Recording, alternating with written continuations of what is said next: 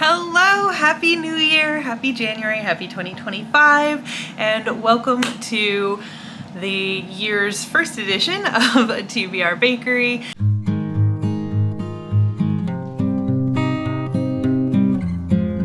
Today, there's a couple of things that I want to just chat about real quick before I start filming the actual TBR. I'm gonna go over some housekeeping stuff, the rules and the game board. Just because it's a new year, I figure we'll go over that again, just in case you're new and you need to know like what's up with this game. And also, I guess that's it. And then we'll get into the game. So first things first, you may notice if you have been here for a while, my quality is a little different. Actually, let me turn that off because that might be really loud. Hang on. Okay, let's try again. So I have a new camera. I am no longer filming on my phone. I got a new camera from my husband. He surprised me. It was kind of like a Christmas, maybe even / birthday present, because we don't really do Christmas presents anymore. We normally like gift each other half of a household appliance or house project for Christmas. But this year he got me a camera. So the quality is hopefully noticeably better. I don't know about the sound. I don't know about like framing and focus and all this. I haven't really had a chance to play with it too much yet. So it's going to be a little bit of a learning curve for me. So bear with me. But I hope it's good enough because today is actually January 1st already, and I do still want to get this video up today. So we're gonna try to pull like a film edit and upload all in one day. So wish me luck with that. If you see it on the 1st, or you see that it was uploaded on the 1st, I guess I succeeded. So first, let's just go over the board real quick. For anyone who may not have seen this game before, this is TBR Bakery. It is a little warped because Cooper, again, if you don't know, Cooper is my dog. This is his butt. He is behind me right now. He likes to jump up and sit on it. And so I tried to reinforce it with a giant piece of cardboard, but then the cardboard kind of warped. So, you know, it is what it is. We do the best we can with what we have. This game, TBR Bakery, was inspired by the fact that my real life job is in a bake shop. There are some life updates coming eventually, hopefully, if I get around to filming it. Hopefully I will have more time now because of said big life updates, but my current real life job is in a bakery, so that is where TBR Bakery came from. But yeah, so this is the first spot. This is kind of like the let's bake start spot. Then all the other spots, we have donuts, cupcakes, cake slices. Those all correspond to prompt cards that I have. The donuts are kind of like the easier prompts. The cupcakes are kind of more mid-level prompts, and then the cake slices are more of like more difficult to fulfill, challenge prompts, that kind of stuff. The other spots on the board, there are 2 of these little cupcakes with fish on them. Those are the contaminated cupcakes, which means that something happened and we have to rebake some of the batch. And that means when we hit those, we roll the die again, and we have to move back the amount of spaces and then take the card that corresponds with the space that we land on. So it's just kind of like, it makes the game longer because you have to go back and then go forward again. And then we have the cups, which are for the coffee breaks. So if you land on those, and by you I mean me, those are like our, okay, we're ahead of schedule, we have time to take a break, we don't have to pick a book kind of spots. So those are kind of reward spots almost. No book, it's break time, we're doing great. We don't have to produce anything for that. And then the other spot we have is the final spot. This is the order complete spot. That's why you have a little bit of everything. With this, we do have cards that correspond to it as well. Some of them are good, some of them are bad. It just ends up, you know, it's whatever you get is what you do. The only other spot on the board is this little oven with the fire coming out of it. This is the burnt batch spot. This is the worst spot on the board. You do not want to hit this, again, by you, I mean I do not want to hit this spot, because if you hit this spot, it goes all the way back to the beginning. This means I screwed up the entire batch, like everything got ruined. I burnt the entire rack of whatever I was making, and we have to start completely over. We do still have to deal with the burnt remnants of what we have though, so I still have to keep all the books that I got. I just have to also go back to the beginning and start over with everything. So I think that is everything about the game. It is very easy. You'll see as I play.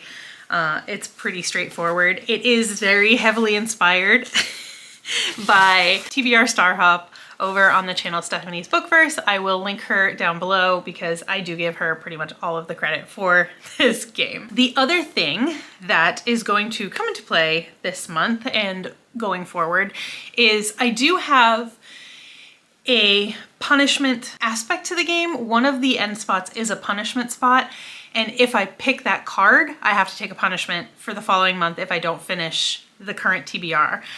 I am going to keep that in play, obviously, but I have a goal in 2025 to actually read the books that I put on my TBR instead of just making a TBR video every month and not getting to a bunch of the books on them and reading things that are outside of my TBR. So I am introducing a little bit of a punishment aspect to my game, but it's not really a punishment because I put books on my TBR that I want to read.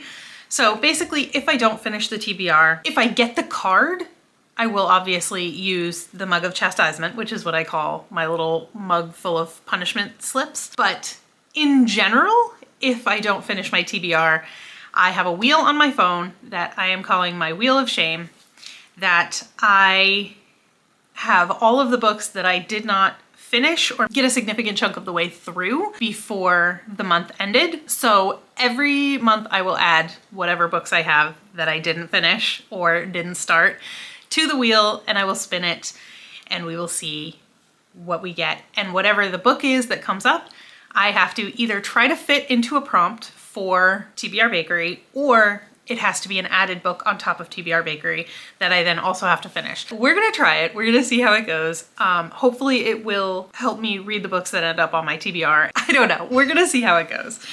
But that, I think, is all of the housekeeping stuff. I've already been filming for quite a while, so let's just finally get into it. Okay, so this is my stack from my December TBR, and I had Bloodguard for a pretty cover. I didn't read this one.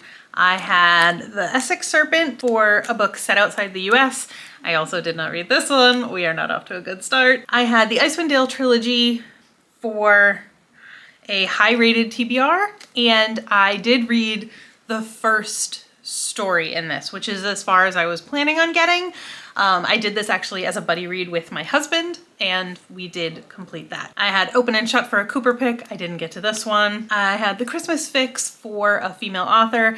I started this, but I don't think I'm gonna roll it over because it's a Christmas book, so I think I'll just try again next year. I had The Singles Table for a library book. I have started this. I am rolling it over.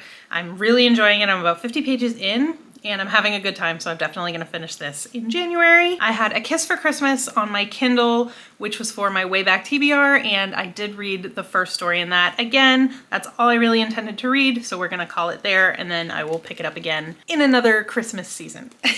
So we're gonna call that one done. And I had Lessons in Chemistry for a end spot, higher or lower with a D20. If you saw December's TBR, I did get a little confused with my own game, but I ended up picking this one because a lot of you in the comments were super nice and said, since I did want to read this one more, I should go with this one, so I did. And I did read that. So as you can see, I will already be putting my new punishment rule into play for the month of January. So I'm going to pull up the spinner wheel and we will see what I get together. Okay, let me record my screen. Right now on the wheel, I have the books that I didn't get to or didn't finish for the months of November and December, just so I would have a decent chunk of like books to choose from. Well, the wheel would have a decent amount of books to choose from, because if I use just December, it would only be 3 books, and that's not super exciting. So I used November and December. So, okay, let's get going. All right, my sound is up and here. here we go.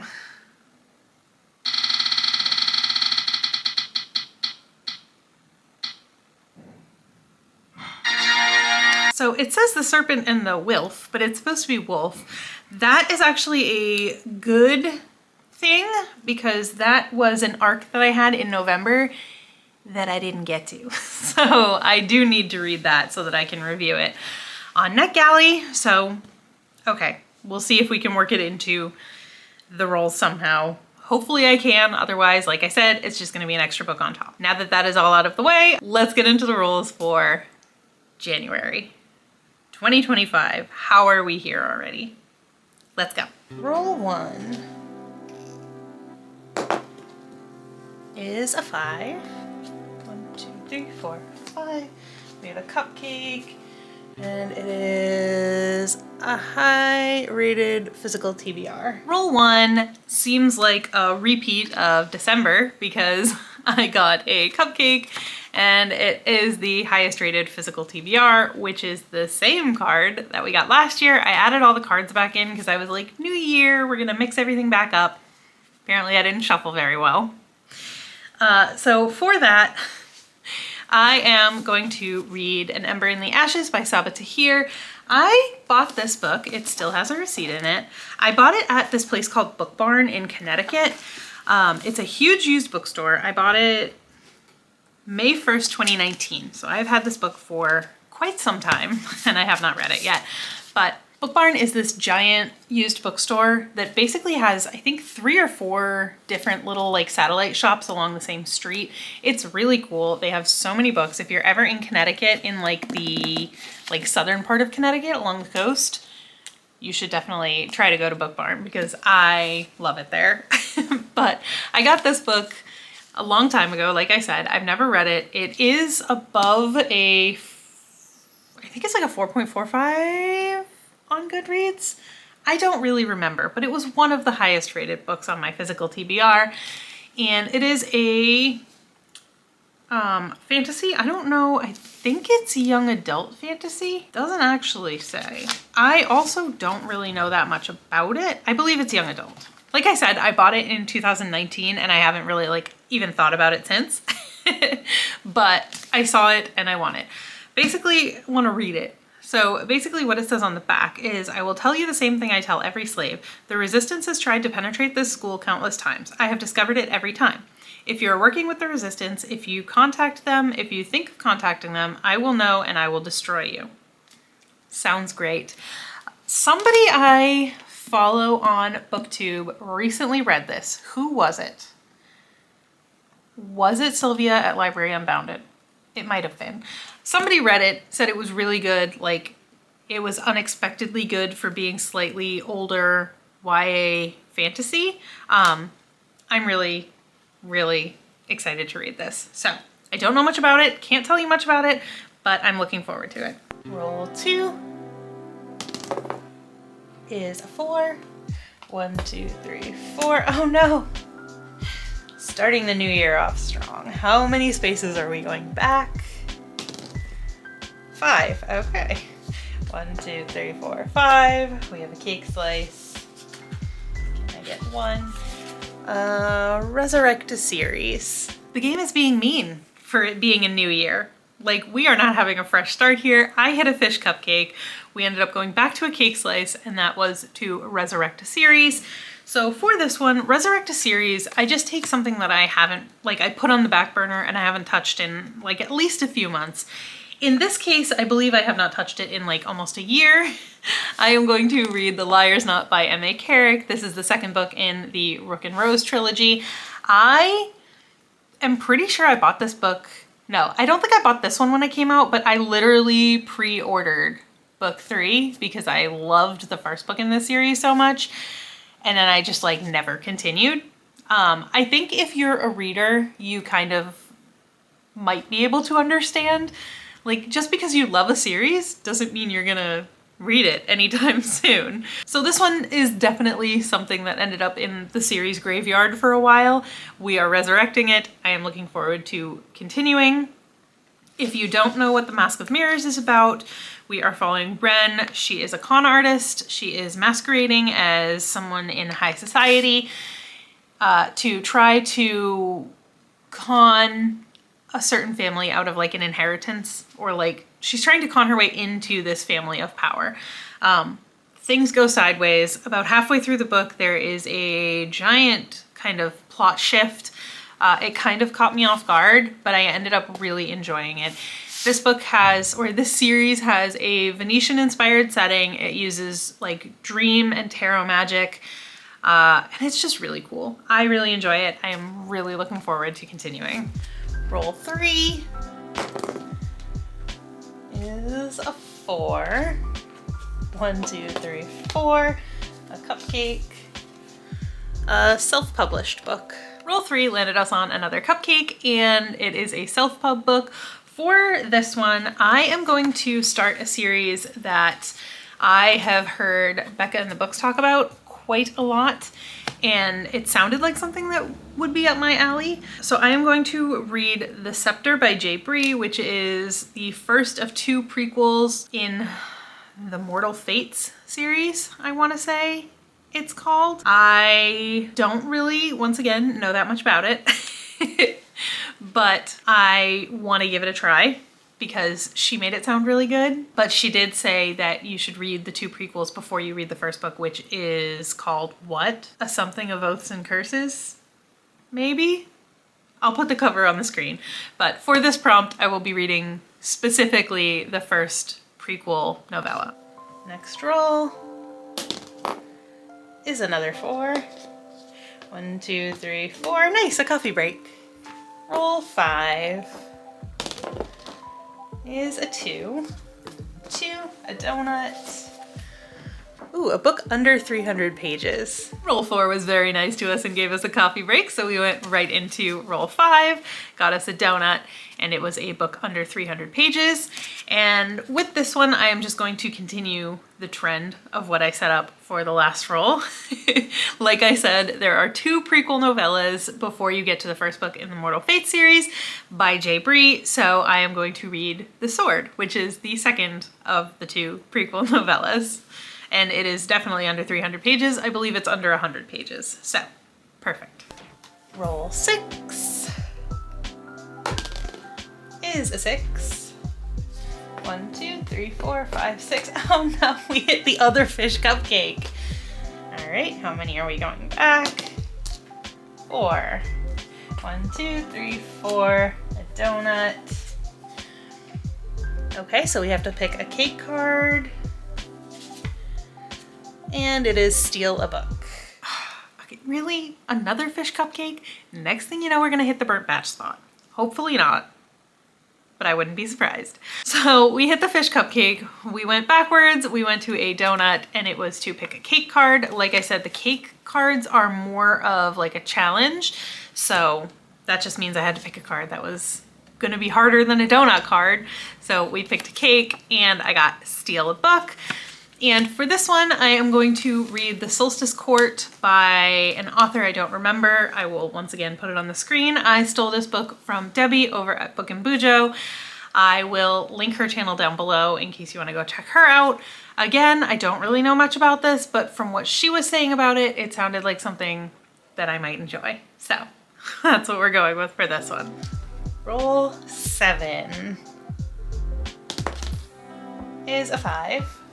1, 2, 3, 4, 5, a cake, an Unhul Project book. Roll 7 got me another cake slice, and it is an Unhul Project book. And this is just gonna be kind of a little cheat or glimpse into a video that is coming up on the channel at some point. And so for this one, I already have a book picked out, but I have not started reading it. That is Jeweled by Anya Bast. This book, it says right on the back, it's an erotic romance. It's between this woman with the jewel in her back and these 2 men. I don't know if this is gonna be for me. We'll see. I got it at some point, so at some point I was like, hey, that looks like something I wanna read, but I don't know, we'll see. I don't really know what this is about. Evangeline is our main character, and she has a gift for manipulating emotion that has something to do with the sapphire in her lower back. And then there's these 2 men, and I don't know what their deal is, but I think they're protecting her for some reason. We'll see how I feel about that.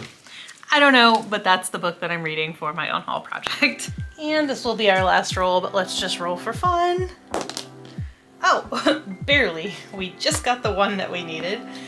And it is a free pick. And then our last card is our end spot, and it is a free pick. And for this one, I guess because it is a free pick, I will put in The Serpent and the Wolf by Rebecca Robinson, which is the book that came up on the TBR Bakery Wheel of Shame. So there you have it. It is an ARC. Again, it's been a few months, so I don't really remember too much about it. It had a lot of buzzwords for me though. So my notes from November, I said, it's a thrilling romantasy debut that combines high stakes political intrigue and a steamy slow burn enemies to lovers romance. So looking forward to that. Like I said, I just didn't get around to it, but I do need to anyway because it is an ARC. So I did miss the date, but I would still like to fulfill my obligation of giving it a review. These are the only books that I own physically for the month of January.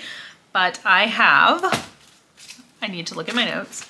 I have An Ember in the Ashes by Sabaa Tahir for a high-rated physical TBR book. I have The Liar's Knot by M.A. Carrick for Resurrect a Series. I have The Scepter for a self-pub book. The Sword for a book under 300 pages. The Solstice Court by Jade Juniper for Steal a Book. I stole that from Debyi over at Books and Bujo. Book and Bujo. I have Jeweled for an Unhul Project book, and I have The Serpent and the Wolf for my end spot free pick. So that is everything I have for you today. I hope you enjoyed this. Let me know if you have read any of these books, if you think I will like them, if you liked them. Let me know down in the comments what some of your reading goals for 2025 are, or just your goals in general, because I am quite big on goal setting. Whether I stick to those goals or not is a completely different story, but I do love goal setting. So let me know what some of your goals are, and I hope to see you real soon in my next video. Bye!